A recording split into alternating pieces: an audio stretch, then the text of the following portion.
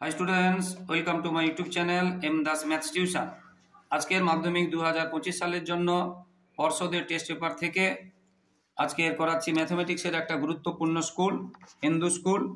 যেই স্কুলটা শুরু হয়েছে 410 পেজে, সেই হিন্দু স্কুলের আজকে জ্যামিতির সম্পাদ্য করাচ্ছি, কনস্ট্রাকশন করাচ্ছি। একদম মোস্ট ইম্পর্ট্যান্ট, একদম 2025 সালে 100% গ্যারেন্টি দিয়ে বলছি এই দুটোর মধ্যে থেকে হয়তো তোমরা পেয়ে যাবে।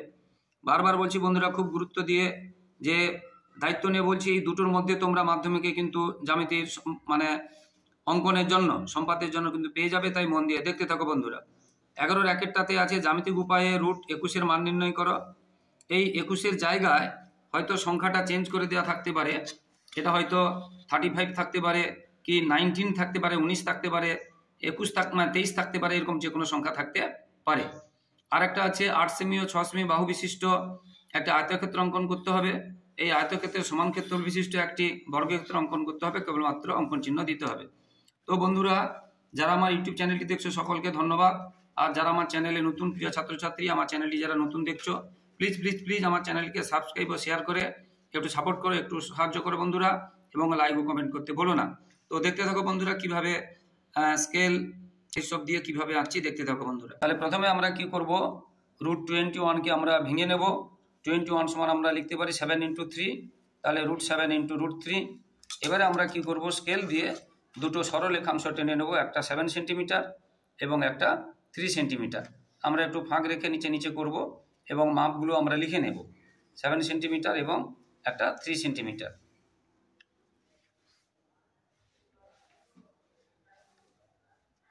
আমরা মাপগুলো সঙ্গে সঙ্গে লিখে নেব, এটা 7 সেন্টিমিটার, একটা 3 সেন্টিমিটার, মাপগুলো অবশ্যই লিখতে হবে। এরপরে নিচের দিকে আমরা একটা সরলরেখাংশ টেনে নিলাম। সেখান থেকে আমরা 7 সেন্টিমিটার, নিচে বড়টা দিলে দেখতে ভালো লাগবে, নিচে 3 দিলেও হবে, কিন্তু আমরা নিচে বড়টা দেবো। 7 সেন্টিমিটার সমান করে আমরা নিচে যে সরলরেখাংশ টেনেছি সেখান থেকে আমরা কেটে নিলাম রশ্মি থেকে, এটা 7 সেন্টিমিটার হয়ে গেল। এবারে 7 সেন্টিমিটারের পরে আমরা 3 সেন্টিমিটার নিয়ে 7 সেন্টিমিটার পরে আমরা সেই রেখাংশ থেকে আমরা কেটে নিচ্ছি। ভালো করে দেখো কোথায় কি কাটছি। তাহলে প্রথমেরটা হলো 7 সেন্টিমিটার, পরেরটা 3 সেন্টিমিটার। এবারে পুরোটাকে 7 এবং 3 মানে 10টাকে আরও বড় করে নেব, আমরা একটু বড় চাপ নেব, উপরে নিচে আমরা কি করব, অর্থাৎ অর্ধেক করব, এটাকে আমরা অর্ধেক করব, সমদ্বিখণ্ডী দেবো। 7 এবং 3 নিয়ে মানে পুরো যেটা 10কে অর্ধেক করব, এখানে আমরা অর্ধেক করবো, সমদ্বিখণ্ডিত করব। ভালো করে দেখে নাও বন্ধুরা, এটা অর্ধেক করলাম। তোমরা পুরোটা নাও টানতে পারো, শুধু এবার যেখানে অর্ধেক হয়েছে ওইখানে কাঁটা বসিয়ে, আর ওই সরলরেখা যেটা 10 এবং 7 পুরোটা, আর একটা প্রান্তে পেন্সিল বসিয়ে আমরা কি করব, আমরা এটা এরা তোমরা কিন্তু পেন্সিল দিয়ে করবে, এটা দেখা যাবে ভালো করে, ওই জন্য পেন দিয়ে করছি। এবারে আমরা যেখানে 7 শেষ হয়েছিল সেদিকে আমরা কি করব, একটা 90 ডিগ্রি আমরা আঁকবো। যেখানে 7 শেষ হয়েছিল ওইখান থেকে আমরা একটা 90 ডিগ্রি কোণ আঁকবো, লম্ব টানবো বা 90 ডিগ্রি কোণ আঁকবো। 90 ডিগ্রি কোণ তোমরা সবাই জানো আঁকতে। আমরা পরপর করে দুটো কেটে নেব এবং যে দুটো কাটলাম ওই দুটো থেকে আমরা কি করব, উপরে আবার কেটে 90 ডিগ্রি, তোমরা জানো 90 ডিগ্রি করবো। কীভাবে আঁকা হচ্ছে দেখে নাও, ব্যাস। এবারে ওই ছেদবিন্দু এবং যেখানে 7 শেষ হয়েছিল সেখানে আমরা ওই বৃত্ত পর্যন্ত যাও, বেশি যাই বাইরে বেরোবো না, ভেতরে রাখবো না, পুরো ওখানে গিয়ে লাগিয়ে বন্ধ করে দেবো। এই যে দৈর্ঘ্যটা, এটাই হবে রুট 21-এর মান। এটা আমরা স্কেল দিয়ে আমরা মেপে নেব, হয়তো আমাদের এটা বেরোবে, একটা মাপ যত বেরোবে মোটামুটি একটা। তাহলে আমরা এটা স্কেল দিয়ে মেপে নিলাম, এটা হলো প্রায় 4.7, বুঝতে পেরেছো? প্রায় কথাটা লিখবো কারণ এটা অ্যাকুরেট মাপ নেওয়াটা কষ্ট এই স্কেলে, ঠিক আছে। ডি এটাই হয়ে গেল 21-এর মান। অর্থাৎ আমরা এবার এখানে লিখবো বর্গমূল 21 সমান কত বেরোবে। তাহলে আমরা যে মাপটা পেলাম কত না, 4.7 সেমি প্রায়। তাহলে এটাই হয়ে গেল জ্যামিতিক উপায়ে বর্গমূল 21-এর মান। এরপরে যেটা আছে আয়তক্ষেত্র 8 সেমি এবং 6 সেমি, যেটা বাহু বিশিষ্ট, তার সমান ক্ষেত্র বিশিষ্ট বর্গক্ষেত্র কীভাবে আছে দেখতে থাকো বন্ধুরা। তাহলে আমরা 6 সেমি এবং 8 সেমি দুটো সরলরেখা টেনে নিলাম, সরলরেখাংশ, কিন্তু আগে 8 সেমিটা লিখবে, আগে 6 সেমি না করে, ওটা অসুবিধাও নেই তেমন। এবারে নিচে একটা আমরা বড় রশ্মি টানবো, সেই রশ্মি থেকে আমরা নিচে 8 সেমি সমান আরও বড় করে, একদম খুব বড় করে আমরা রশ্মি টানবো, সেই রশ্মি থেকে 8 সেমি সমান করে মাপ নিয়ে আমরা কেটে নেব। নিচে আয়তক্ষেত্রের নিচের বাহুটা বড় রাখলে ভালো হয়, 6 রাখতে পারো, কিন্তু আমরা বড় বাহুটা রাখবো। 8 সেমি সমান করে কেটে নিলাম, এটা 8 সেমি। এবারে এই রেখার এই প্রান্তে আমরা কি করব, 90 ডিগ্রি টানবো। এবার এই যে সরলরেখাংশ হলো, তার এক প্রান্তে আমরা 90 ডিগ্রি টানবো, কারণ আয়তক্ষেত্রের আমরা জানি কোণগুলো হয় 90 ডিগ্রি, তাই এক প্রান্তে 90 ডিগ্রি টানবো। 90 ডিগ্রি তোমরা জানো সবাই আঁকতে, তবু একবার দেখে নাও কীভাবে 90 ডিগ্রি করা হচ্ছে। 90 ডিগ্রি। এবারে যেখানে দুটো ছেদ করবে সেটার সঙ্গে ওই রেখার যে প্রান্তবিন্দু, এটা যোগ করে আমরা একটু উপরের দিকে বাড়িয়ে দেবো। যেখানে ছেদ করেছে প্রান্তবিন্দু সুন্দর করে যোগ করে আমরা উপর দিকে একটু বাড়িয়ে দেবো, আর একটু উপর দিকে বাড়িয়ে দেবো আমরা। এবারে ওইখান থেকে আমরা 6 সেমি কেটে নেব। তাহলে এবারে আমরা 6 সেমির মাপ নিয়ে আমরা এবারে যে 90 ডিগ্রিটা টেনেছি এই দিকে, মানে এটাকে প্রস্থ আমরা কেটে নিলাম। সঙ্গে সঙ্গে আমরা ওই পাশে ওই প্রান্তে বসিয়েও আমরা 6 সেমির সমান করে কেটে নিলাম।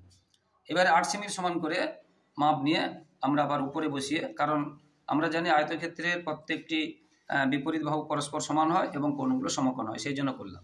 এবারে আমরা এগুলো যোগ করে দেব। এটা যে আয়তক্ষেত্র করতে বলে সেটা আয়তক্ষেত্র হয়ে গেল, এবং এটা যোগ করে আমরা ওইদিকে অনেকটা একসাথে বাড়িয়ে দেব,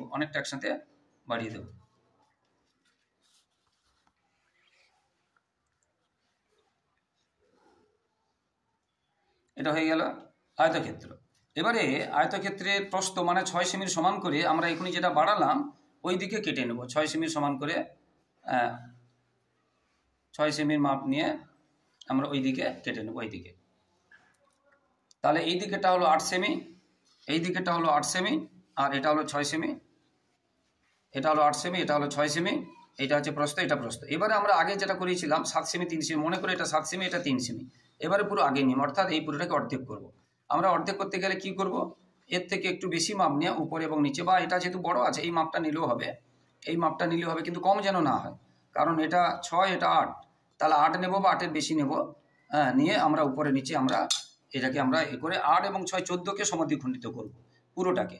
ব্যাস, এই মাপটা নিয়ে উপরে এবং নিচে আমরা কি করব, সমদ্বিখণ্ডিত করব। উপরে মাপ নিলাম এবং নিচে মাপ নিলাম, আবার ওই প্রান্তে বসে 8 এবং 6 দুটোকে এটা সমদ্বিখণ্ডিত করব। 8 এবং 6 পুরোটাকে মাপ নিয়ে সমদ্বিখণ্ডিত আমরা করব। এবারে পুরোটা টানবো না, আমরা শুধু বিন্দুটা নিয়ে নেব উপরে, সোজা বসিয়ে ওইখানে পুরোটা টানবো না শুধু। তাহলে এটা আমরা সমদ্বিখণ্ডিত যে করলাম তার নিয়ে নিলাম এইটা। এবার ওইখানে আমরা পেন্সিল বসাবো, আর 8 এবং 6 যে কোনো যে মোট যে 14 ছিল বা যে কোনো প্রান্তে আমরা ওইখানে কাঁটা বসাবো, আর যে কোনো প্রান্তে আমরা পেন্সিল বসাবো। বুঝছি, আমরা একটা অর্ধবৃত্ত অঙ্কন করব আগের মতো, পুরো আগেরটা যেটা করিয়েছিলাম পুরো সেটার মতো একটা অর্ধবৃত্ত অঙ্কন করব।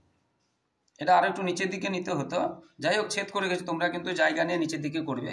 এবারে এখানে যেখানে 8 শেষ হয়েছিল, এইখানে 8টা শেষ হয়েছিল, এই 8টার কাছে আমরা কি করব, এই 8টার কাছে আমরা আগেরটাতে লম্ব করেছিলাম, কিন্তু এখানে লম্ব করব না, কারণ না আয়তক্ষেত্রের এই কোণটা যেহেতু 90 ডিগ্রি, সবগুলো কোণ 90 ডিগ্রি, তার মানে এটাকে বাড়িয়ে দেবো, তাহলে এটাও 90 ডিগ্রি, তাহলে এটাকে বাড়িয়ে দেবো। আয়তক্ষেত্রের প্রস্থটাকে আমরা ঠিক সোজাসুজি করে বাড়িয়ে দিলাম, আর 90 ডিগ্রি রাখতে হবে না, কারণ আয়তক্ষেত্রের প্রত্যেকটা কোণ 90 ডিগ্রি। এবারে এটাই হয়ে গেল যে বর্গক্ষেত্র আঁকতে হবে, এটাই হয়ে গেল সেই বর্গক্ষেত্রের বাহু। এখান থেকে এটা হয়ে গেল সেই বর্গক্ষেত্রের বাহু, বুঝতে পেরেছো? তাহলে এবার এই মাপটা নিয়ে এখান থেকে কাটবো, কেটে আমরা যোগ করব। এই মাপটা নিয়ে ওই বাহুটা থেকে আমরা কেটে নেব।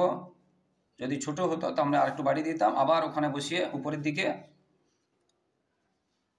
এবং এখানে বসিয়ে আবার ওইদিকে যেখানে ছেদ করবে, এবার আমরা এটা যোগ করে দেবো, ওটাই হয়ে যাবে বর্গক্ষেত্র। এটা আমরা যোগ করে দেব।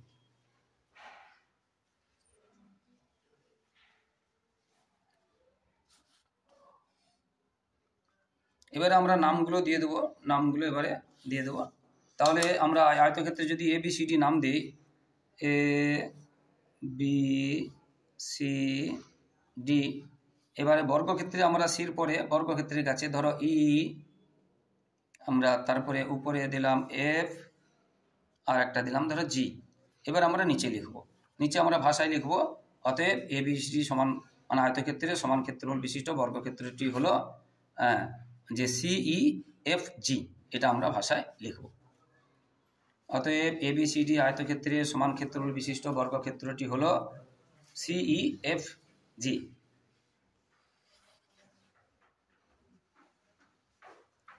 সমান ক্ষেত্রফল বিশিষ্ট বর্গক্ষেত্রটি অঙ্কিত হলো বা বর্গক্ষেত্রটি হলো CEFG।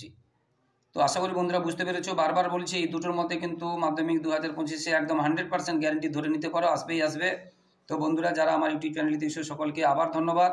আর যারা আমার চ্যানেলটি নতুন দেখছো, প্রিয় ছাত্রছাত্রী এবং বড়রা যারা দেখছেন সকলকে ধন্যবাদ। এবং চ্যানেলটিকে সাবস্ক্রাইব করে এবং শেয়ার করে একটু সাপোর্ট করতে হবে বন্ধুরা। আর লাইক ও কমেন্ট করতে ভুলো না।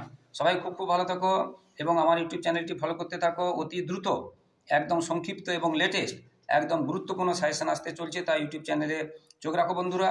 আর 5 থেকে 10 পর্যন্ত আমার ইউটিউব চ্যানেলে মানে গণিত এবং বিজ্ঞান অন্যান্য বই আলোচনা করা হয়। প্রত্যেকটা প্রশ্নমালা উত্তর করে দেওয়া হয় এবং প্রথম, দ্বিতীয় এবং তৃতীয় ইউনিটে সাজেশন দেওয়া হয়, মাধ্যমিকের সাজেশন দেওয়া হয়, টেস্টের সাজেশন দেওয়া হয় এবং প্রত্যেকটি পরীক্ষার প্রথম, দ্বিতীয়, তৃতীয় ইউনিট এবং মাধ্যমিকের নমুনা প্রশ্ন উত্তর সহ আলোচনা করা হয়। আর পর্ষদ এবং এবিটি টেস্ট পেপারও করা হয়। তাই অবশ্যই তোমার ভাই বোনদেরকে শেয়ার করবে, তারা উপকৃত হবে। বন্ধুদেরকে শেয়ার করবে, তারা উপকৃত হবে। তোমাদের ভালোবাসার বন্ধন আরও অটুট হবে, সম্পর্ক আরও ভালো হবে। তো বন্ধুরা সবাই খুব খুব ভালো থাকো, সবার ভবিষ্যৎ ভালো হোক, সবার পরীক্ষা ভালো হোক। একদম সর্বশক্তিমান ঈশ্বরের কাছে এই প্রার্থনা করি, সবার পরীক্ষা খুব খুব ভালো হোক, টেনশন নেবে না। মাধ্যমিক পরীক্ষা খুব সহজ হয়, নম্বরও হাত খুলে দেয়, কোনো টেনশন নেই, অবজেক্টিভ আছে। সবাই ধীর স্থিরভাবে স্বাভাবিকভাবে পরীক্ষা দাও। জয় হিন্দ, বন্দে মাতরম।